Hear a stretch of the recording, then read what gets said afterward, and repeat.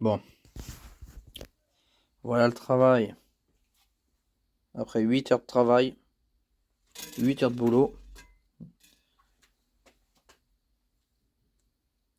les soupapes sont enfin, comment dire, préparées.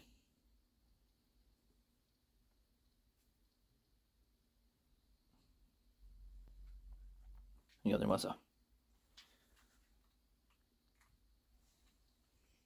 C'est un miroir.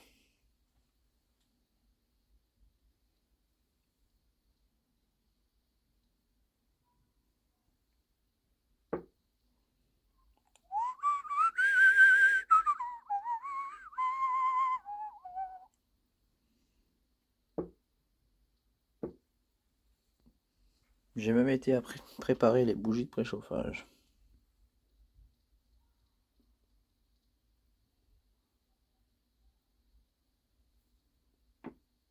Et ouais, jusqu'aux bougies de préchauffage. Dites-moi. Bon, là.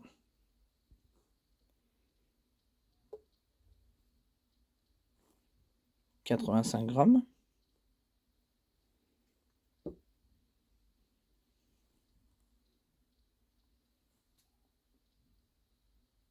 « 86 grammes.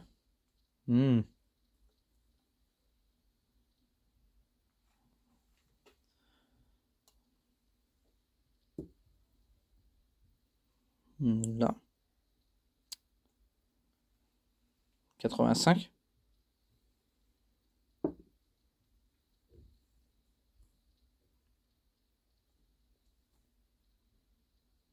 84. Bon, possible.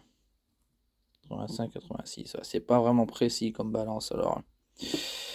J'ai tout équilibré au gramme près, voire au milligramme près même, mais c'est vraiment pas facile avec cette balance-là pour vraiment savoir.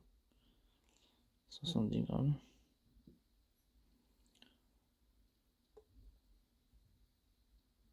Ouais, à 69, 70. C'est pas ce qu'il y a de plus précis quoi comme balance, mais bon. Ça fait la maille, hein. On va pas pigner.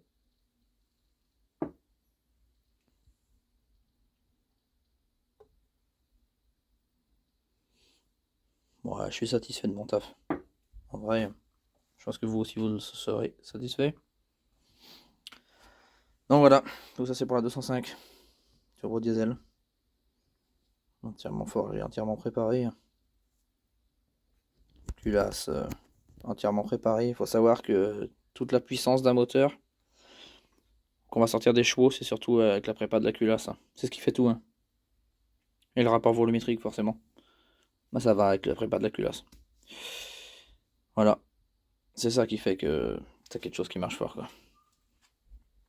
Ou pas, suivant ce que tu fais. Et franchement, ouais, satisfaisant. Je suis super content. 8 heures de boulot, hein. Les petits gars, 8 heures de boulot pour faire ça et ça. Là, il y en a eu pour 30 minutes. Je sais pas si vous imaginez un peu, hein. C'est un travail conséquent, hein. Conséquent.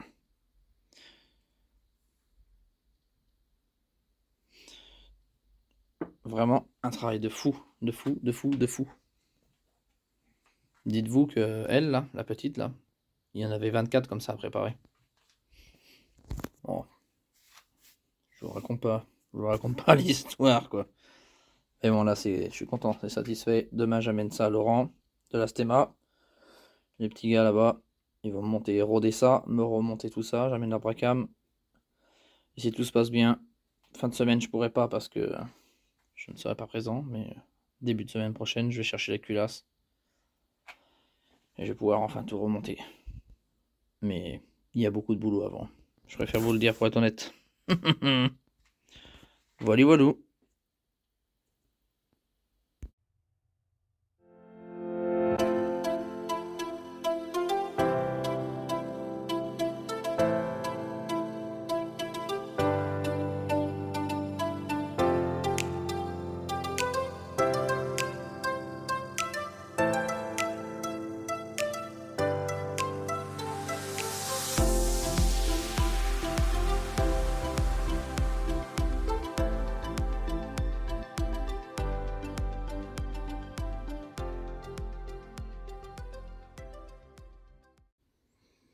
Yes, salut les amis. Bon, je vous donne la suite de la 205. Donc aujourd'hui, j'ai été amener mes soupapes à Lolo de la Stema. Donc pour qu'il puisse me rôder les soupapes et me remonter tout ça. J'ai été amener aussi l'arbre à cam, donc pour qu'il puisse aussi en même temps me remonter tout ce qui va bien. Donc voilà le chantier d'aujourd'hui, donc ce que j'ai fait. J'ai récupéré au taf mes petits collègues. Ils m'ont fait un super travail. Donc ça, c'est une poulie de DW8. Donc je remercie là-dedans Alice et aussi Aurine pour ce qu'ils font, pour ce qu'ils me donnent les conseils au niveau des pièces. Parce que elles connaissent très très bien les pièces Peugeot. Il n'y a pas plus forte qu'elles de toute façon, faut être honnête. Donc voilà, au niveau de toutes les pièces et toutes les combines, tous les trucs, elles connaissent vraiment par cœur. Donc si vous voulez des conseils, des avis, n'hésitez pas à contacter sur Facebook Alice et Aurine. Enfin, c'est Violetta Timberland ou je sais plus, un truc comme ça. Donc n'hésitez pas à les contacter. Je leur fais un petit coup de pub en même temps parce que franchement, ils m'ont donné des bons conseils pour plein de pièces, pour plein de choses. Notamment pour les poulies, tous ces trucs-là. Après, il faut adapter, hein, forcément. Même pour le couvercle de DW8. Ils m'ont donné cette idée-là aussi. J'avais aussi cette idée-là, mais on n'était pas sûr que ça se montait dessus. Ils ont essayé, ça se montait et tout. Et du coup, je vais pouvoir passer avec ça. Donc, ça, c'était le petit coup de pub pour elle. Même par rapport aux alternateurs, pour trouver les bonnes combines aussi. Donc, voilà. Donc, maintenant, moi au boulot, les petits gars m'ont fait. Donc, comment dire, donc en usinage, les gars m'ont fait, donc mes petits collègues tourneurs, j'ai 2 collègues tourneurs qui ont bossé là-dessus, hein, qui m'ont dressé la face ici, là. Donc ils ont dressé la face, mais c'est pas énorme ce qu'ils ont repris, hein, c'est peu. Mais suffisamment pour pouvoir faire un truc propre. Hop, donc du coup, ils m'ont fait ça. Ensuite, après, fabriquer une petite bague aussi, de centrage, qui va en lieu et place. Ça, pour mettre cette poulie, parce que si vous vous rappelez dans les vidéos précédentes, la poulie n'allait pas du tout, hein, forcément. Et là maintenant on est parfait. Hein. On est parfait de chez parfait. Hein. Donc il a fallu pour ça. Donc avec les petits gars fraiseurs, enfin le petit gars fraiseur qui a bossé dessus. Hein. Donc on a regardé ça avec un de mes chefs aussi. On s'est dit qu'est-ce qu'on peut faire. Donc on était en diamètre d'origine. Les trous étaient complètement plus vers là-bas. Hein. Vers là, on va dire. Et on était en diamètre 6. Et j'ai dit là, si on reste en diamètre 6, on va nager un peu, ça fera pas propre. Donc on s'est dit on va passer en diamètre 8. J'avais vu avec un de mes chefs qui m'a conseillé, qui m'a dit voilà, par rapport à ce qui reste, là, la matière et tout, c'est bon, on peut se permettre de passer en diamètre 8. Donc nickel, impeccable. Du coup, maintenant on est en diamètre 8. Mais pour passer en diamètre 8, je voulais pas mettre ici et ici. Tout simplement que là, on est creusé là aussi et là aussi. On aurait fragilisé la poulie de Vilebrequin. Donc, on a décidé de mettre des vis collées et scellées à la lotite dedans, les couper à ras, de redresser la face propre, et de percer entre cuir et chair. Comme vous voyez ici. Voilà. Sauf qu'à un moment donné, ça s'est pas trop bien passé. Le collègue, il a galéré ici, ça s'est dévissé. Pourtant, j'avais collé ça bien, mais je sais pas ce qui s'est passé. Là aussi. Bon, c'est pas trop grave. Ça cause aucun problème. Puisqu'on est serré sur tout ça. Voilà, il y a ça d'ouverture. Voilà. Donc, c'est pas comme si il y avait que ça. Là, il y a ça. Et vu qu'on est bien centré partout, et tout tombe bien, ce n'est pas grave. Donc ils m'ont fait ça vraiment proprement, nickel. Donc la petite bague aussi. Et là si on monte ça, vous allez voir que ça va vraiment nickel. Les petites vis CHC que j'ai modifié exprès, donc c'est du 12.9, donc du costaud, largement très costaud pour ce qu'il y a là, il n'y a pas besoin d'aussi costaud, mais c'est très bien. Donc je les ai tous mis à la cote, hein, fait ça propre. Des petites rondelles qui vont bien. Et tout ça va venir se monter comme ça. Hop. Donc je vais les sceller avec du sel roulement ou quoi que ce soit, quelque chose de costaud. Pour pas qu'ils bougent et les serrer au couple comme il va bien. Tac.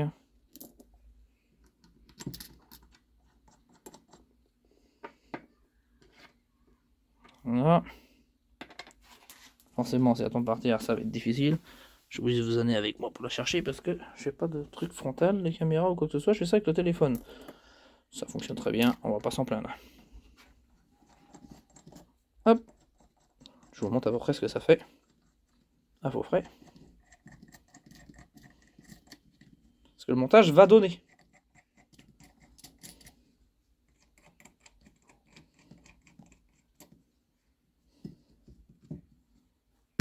Et voilà. On a notre poulie pour mettre une courroie trapézoïdale. Et avec notre poulie de Villebrequin de DW8 modifié qui va bien. Donc c'est une poulie amortie, qui a un caoutchouc dedans qui fait amortisseur. J'ai toute polie, toute nettoyée. Je me tâte si je vais la repeindre ou pas en noir, mais en fait du coup je la trouve propre de cette couleur là, je trouve que ça se marie bien. Bon après la propreté de la poulie, j'ai envie de dire en soi c'est dessous, c'est caché, on s'en fout un peu, mais je suis un peu maniaque, comme pour ceux qui me connaissent. Donc je pense que je vais la laisser comme ça, je vais la dégraisser et je vais mettre un coup de vernis, de façon qu'elle reste de cette couleur là, c'est pas mal. La fameuse vis que j'ai acheté 30 €. Ouais, 30 € sur internet. La vis donc qui est en qualité en 10.8. En fait que j'aurais même pu trouver au taf, mais non, parce que c'est un pas spécial à la con en plus. Donc bon, j'ai la rondelle, il y a tout avec. Bon, je l'ai payé 30 balles, on va pas en parler, mais ils m'ont fourni un pot de vaseline, je peux m'asseoir sur un petit suisse sans l'écraser. Hein. Je vous rassure, ça c'est nickel, ça passe nickel. Bon, blague à part. Voilà. Ça va pile poil le nif. Donc ça, c'est fait. On n'en parle plus. Voilà pour cette partie-là. En plus, les rondelles qui sont là, une fois bien mises, ils maintiennent aussi ma bague de centrage. Malgré que la bague de centrage, en fait, sert plus à rien. Mais je la laisse quand même. Toujours un plus. Donc c'est plus lourd, beaucoup plus lourd que ma poulie d'origine. Hein. Beaucoup, beaucoup plus lourd. Je dirais 2 fois plus lourd, facile. Mais c'est pas plus mal parce que je vais gagner en inertie. Hein. Et sur un diesel, ce qu'on veut, c'est du couple. Donc on n'allège pas les pièces, au contraire. Si on peut alourdir certaines pièces, on le fait. Voilà. Et là, les alternateurs. Donc, un alternateur de 205 turbo diesel ou 205D, c'est les mêmes. Avec une poulie avec des PK. Et un alternateur de Citroën AX phase 2 essence. Avec le PK. Pas le PK, n'importe quoi. La gorge pour la courroie trapézoïdale, c'est la même. Ça et ça, ça vient d'une AX. Donc sur le 205, ce que je vais faire, comme cet alternateur là est quasiment neuf et pas vieux du tout, le but est de défaire là, défaire ici, et adapter ça là. Et je jouerai. Donc ça sera fixe mon moteur. J'ai pris les cotes et tout pour que ça aille nickel dedans. On verra ce que ça donne. Si jamais c'est pas top, il y a vraiment une grosse différence, on verra. Je ferai peut-être reprendre au boulot des trucs dessus. Mais sinon, je pourrais jouer, me permettre de jouer là-dessus.